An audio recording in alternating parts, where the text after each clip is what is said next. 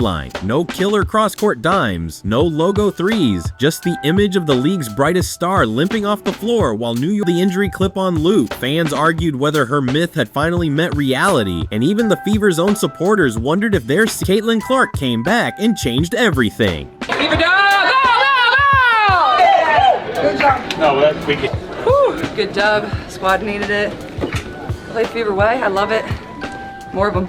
June 14th changed everything. Clark strode back into Gainbridge Fieldhouse with a compression sleeve on her leg and fire in her eyes, stared down the undefeated Liberty, and detonated the court. In 38 breath-stealing seconds, she splashed thunderous threes from distances that belong in a video game, yanking 2.22 million viewers to the edge of their seats and silencing every skeptic in one volcanic outburst. Inside that deafening arena, you could almost feel the league's balance of power tilting on its axis. Back in the lineup, I'm ready to go. I think you're just excited more than anything.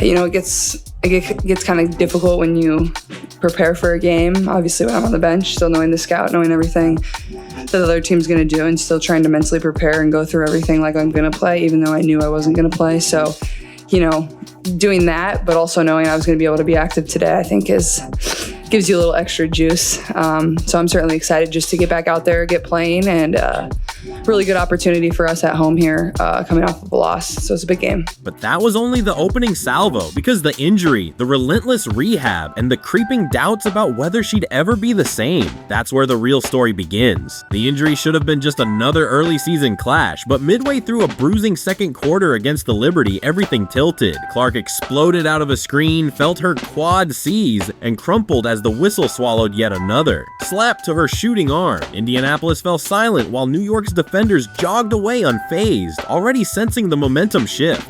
By the time trainers helped Clark limp to the locker room, the Fever's slim lead had evaporated and social media was busy slow motioning her grimace from every angle. A quad strain is the cruelest injury for a guard. It steals the first steps, the lift on a jumper, even the rhythm that makes a logo 3 feel inevitable. Then she holds her, watch this, with her shoulder and on her arm when she follows through and then fouls her for the 4th time on her arm. It's cheating, it's plain as day. The haters will say, she got locked up. Yeah, if you're fouling the whole game. But I'm going through this entire game. The corrupt refs gave this game to New York and they still barely won. Still, all the film rooms, ice baths, and skeptical headlines in the world couldn't quiet the champions up north, unless Clark found a way to turn rehab into revenge. While critics dissected slow-motion replays, Clark disappeared into a cocoon of ice baths, resistance bands, and relentless film study. Each morning started before sunrise with quad-strength drills cruel enough to make veteran trainers wince. Eccentric. Squats, single leg jumps, treadmill sprints ratcheted up one brutal notch at a time. Coach White has told me, like, just give yourself a little grace as you kind of figure things back out, as you get back into the groove here. You know, I've missed 5 games. My teammates have played 5 more games than I have. So it's just going to be a little bit of, you know, shaking the rust off, giving myself some grace. But I feel like I've prepared in the manner that I'm ready for this game. I feel like I've been great in practice. I feel like our team has been really good in practice. And you know, obviously practice isn't the exact replica of a game, but I think Coach White does a really good job of putting us in situations that are going to be fairly similar. When teammates wrapped up practice, she was still courtside alone, tracing invisible jump shots in the air, imprinting perfect form on muscles that refused to cooperate. Doctors begged caution. Clark answered by memorizing every Liberty rotation, logging hours on the iPad, rewinding their pick and roll coverages until she could call them out like audibles. Just coming into this after 2 weeks off, do you anticipate being on the minutes restriction today? Not that I've been told. I don't anticipate, you know, a certain level. I'm not a huge fan of minute restrictions. I think that's silly. I told them, you know, I don't want to come back unless I'm 100% full go. Why would I be out there to play 20 minutes? I'm out there to win and give everything I have for this team. 3 weeks of silent obsession later, broadcasters penciled in the rematch, and 2.22 million viewers cleared their Saturday schedules to see if obsession would translate to vengeance. Finally, days before the matchup, Caitlin Clark was cleared to go out and compete. June 14th arrived like a live wire countdown. Gainbridge Fieldhouse pulsed hours before tip-off, lines curling around the block as fans held homemade CC returns. returns. Signs and scalpers whispered four-figure prices for nosebleeds. Inside, the Liberty jogged through warm-ups with an undefeated swagger, 9-0, league best offense, and a defense that prided itself on erasing perimeter threats. Their body language screamed, "We own this league until someone proves otherwise." Then Clark emerged from the tunnel. No limp, no brace, just white headphones, a midnight blue fever hoodie, and an unmistakable spark in her eyes. Down. And Cunningham is Kaylee down from the behind logo. with play. Oh my God! But they've got Caitlin Clark to fire away from three. And Cunningham Logo. just now getting up as she stayed down near the free throw line on the other end. Oh! Okay, Just why coming did back. Oh my he take that? gosh! An ankle Oh injury, my and then god, Johannes and of very course Marine Johannes two counters players it. Not Please. by the logo. But this is why I Kaylee love from the the logo NBA. again!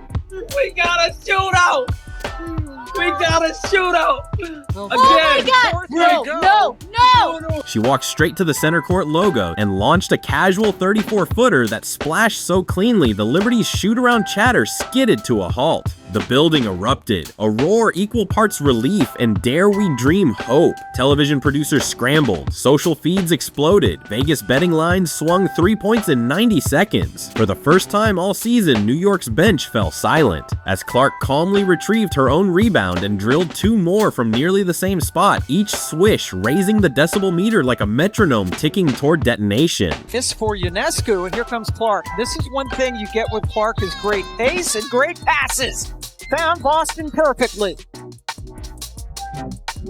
The stakes transcended a single win. If the Liberty held serve, they'd stamp their dominance on a national broadcast and bury any Fever title talk before summer officially began. But if Clark's leg held firm and that limitless range ignited, the reigning champs risked watching their perfect record and the league narrative shatter in prime time. And then, with the game clock barely moving, 38 seconds of pure chaos rewrote every expectation the Liberty thought they understood. The opening minutes felt like a heavyweight stare down, body blows in the paint, trading jabs from mid-range, neither side flinching. Then, with 4:11 left in the first, Clark dribbled across half court, glanced at the shot clock, and, instead of running a set, rose from the A in the Gainbridge logo, 34 feet of nothing but hardwood and hubris between her and the rim. Net, the Liberty bench jolted upright, but before a timeout could even be signaled, Clark intercepted. The inbound pulled again from 28, and the building detonated a second time. T-checker! Ball T-checker! from Cunningham. Get a ball! Get a ball! One more time! Cross! A Clark, logo another again! walk, too. Ah! No! Oh! She's back.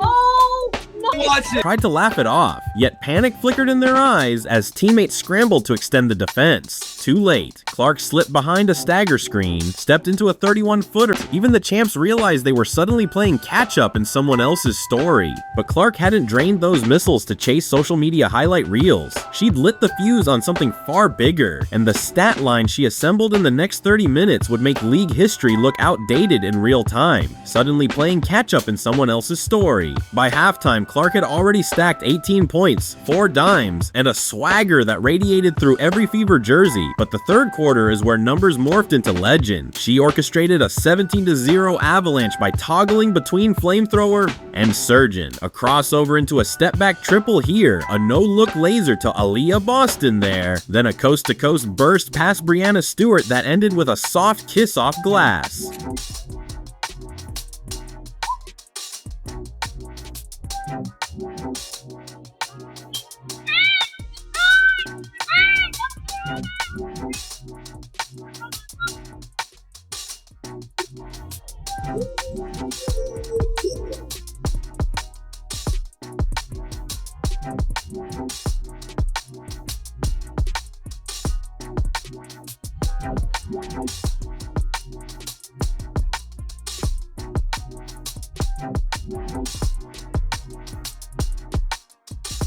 Clark was on fire, shooting and making shots that most people wouldn't dare to shoot.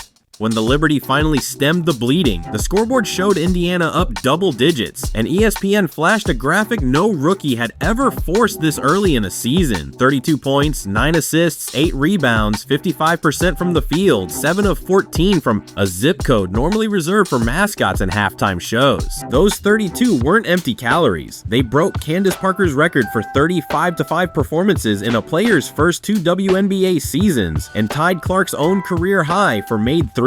More telling, every Liberty mini run was snuffed out by Clark's instant counterpunch, a pull-up logo bomb over a frantic closeout, or a whip pass that turned Kelsey Mitchell's corner 3 into a dagger. Shot selection analytics be damned. Each launch felt pre-calculated, the arc, rotation, and landing as predictable as sunrise. Caitlin Clark!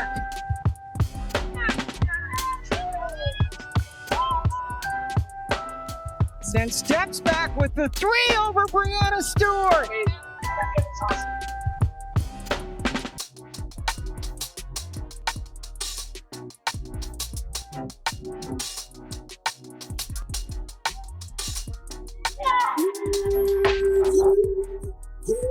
Stat sheets can sparkle without shifting history, but this line rewired it in real time. For the first time all year, the Liberty surrendered 100, while Indiana's 17 made triples marked a franchise record and a warning flare to every scouting department: defend 28 feet or die trying. Clark didn't just announce her return, she redrew the geometry of the sport inside 31 furious minutes. Still, a supernova alone can't flip a champion unless she drags an entire constellation into orbit with her. Clark's explosion might headline the highlight reels, but the Fever's victory was forged in a 5-woman surge that turned one superstar's momentum into a collective tidal wave. Kelsey Mitchell, after clanking her first, she shadow cut behind Liberty switches, let Clark's gravity bend the defense, and erupted for 10 fourth quarter points, 22 overall, every jumper punctuated by a primal fist pump that told New York their perimeter wasn't safe anywhere. Meanwhile, Lexi Hull circled the arc like a heat-seeking drone. Twice, she drifted into the weak side corner just as Clark rocketed a skip pass through 2 outstretched arms, burying triples that yanked the Liberty's bigs out of the paint and cracked their famed help rotations. First loss of the season.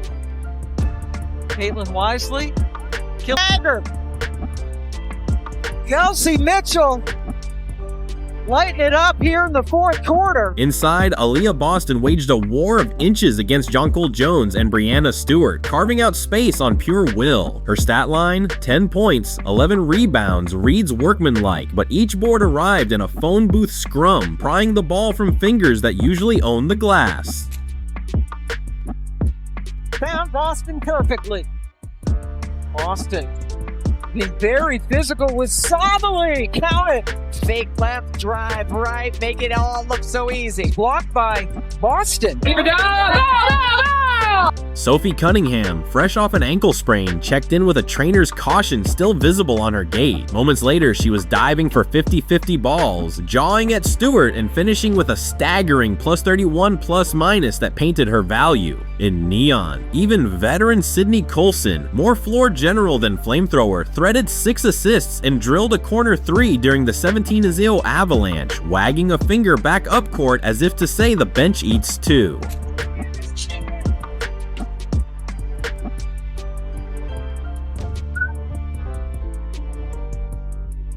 Suddenly, the Liberty's aura looked paper thin, and the scoreboard wasn't the only thing unraveling. For 9 straight games, the Liberty had masqueraded as inevitable. Swarming defense, machine-precise offense, a fourth quarter swagger that felt downright dynastic. Clark and the Fever blew that illusion to dust in 40 minutes. New York's vaunted perimeter attack clanked to an icy 6 for 29 from deep, while their help rotations arrived a heartbeat late on every extra pass.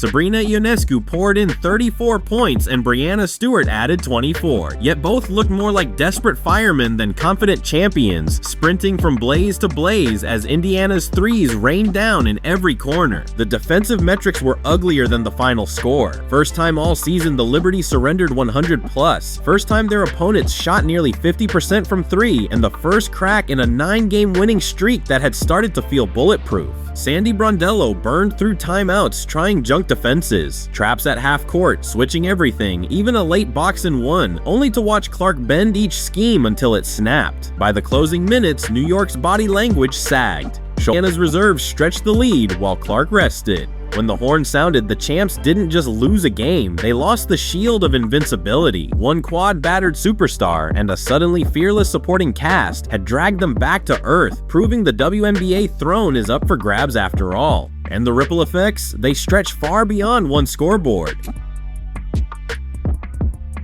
Clark nailed it. A 17-0 run. League insiders call it the CC shockwave, and the after tremors hit before the sweat on Clark's jersey dried. Within minutes, Dagger logo legend trended worldwide. LeBron fired off a 5-word tweet, "She is him, period." That racked up 1 million likes in an hour. StubHub listings for the Fever's next home stand doubled, then tripled, cresting at prices usually reserved for NBA playoffs. ESPN bumped a Yankees-Red Sox teaser to run extended Fever highlights, while SportsCenter dedicated its A block to a WNBA regular season game for the first time in a decade. Corporate America noticed too. Wilson's social team cut a mini montage of Clark's 34-foot bomb and posted it with the caption, "Range Unlimited." It gathered 2 million views before midnight and sent Nike stock watchers scrambling to assess whether they'd underestimated a once-in-a-generation marketing engine. Meanwhile, ticket brokers in Seattle, Phoenix, and Las Vegas quietly tacked potential playoff preview surcharges onto any matchup that included Clark's name. Because buzz was morphing into bankable demand, and inside locker rooms across the league, a new scouting priority materialized overnight. Pick Clark up at half court or brace for a 3-point avalanche. Coaches dug out defensive schemes last deployed against Steph Curry in his prime, rerouting practice drills to simulate 30-foot closeouts. Players who once rolled their eyes at the hype now watched film with notebooks in hand, realizing they'd just seen the ceiling of women's basketball crack wide enough to pull the sport into an entirely new stratosphere of attention and scrutiny. We understand that basketball is a game of runs, and not being able to just give up in those moments. I think, especially in that run, our bench came in and provided some really, really good minutes. Really just proud of, Sophie coming back, being able to contribute like she did, plus 31 tonight.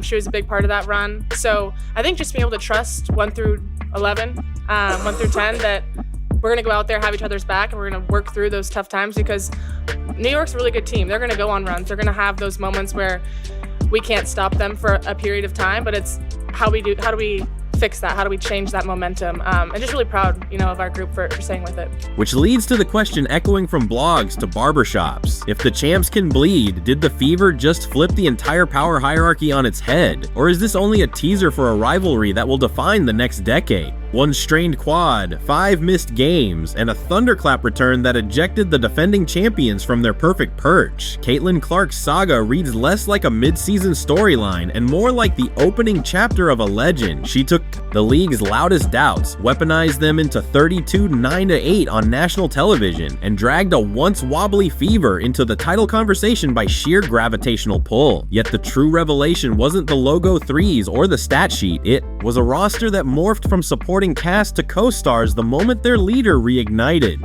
So congrats on your great performance. Thanks. Just want to let you know you have a huge fan base in Hong Kong. Oh, I appreciate that. And hopefully I'll get there one day. And today, there are 5 Hong Kong fans fly from Hong Kong to No way. Oh my gosh. And the hour is 22 hours. No way. Oh So my goodness. Well, I wish I could have met them. Just want to say this, including me. If you know them, tell them thank you for coming. That's incredible. Yeah, so any plans you will visit Hong Kong with your teams in the future years? Yeah, maybe we'll head to Hong Kong after the season. I mean, I certainly hope to go to Hong Kong one day. That's It's incredible to see the type of reach that we can have and how much people love basketball across. So here's where we leave you. The Liberty's aura has cracked. The standings are suddenly mortal, and every arena she visits from now on will feel like a sold-out playoff cauldron. Will Clark's quad hold through the grind? Can the Fever sustain 5 players in double figures when scouting reports adjust? Or did we just witness the spark that sets fire to an era the league has never seen? Drop a fired up for CC in the comments if you're riding this wave. Smash subscribe so you don't miss a single logo launch, and hit the bell because the next chapter of this rivalry is one buzzer beater away. And trust me, you want front row seats when it detonates.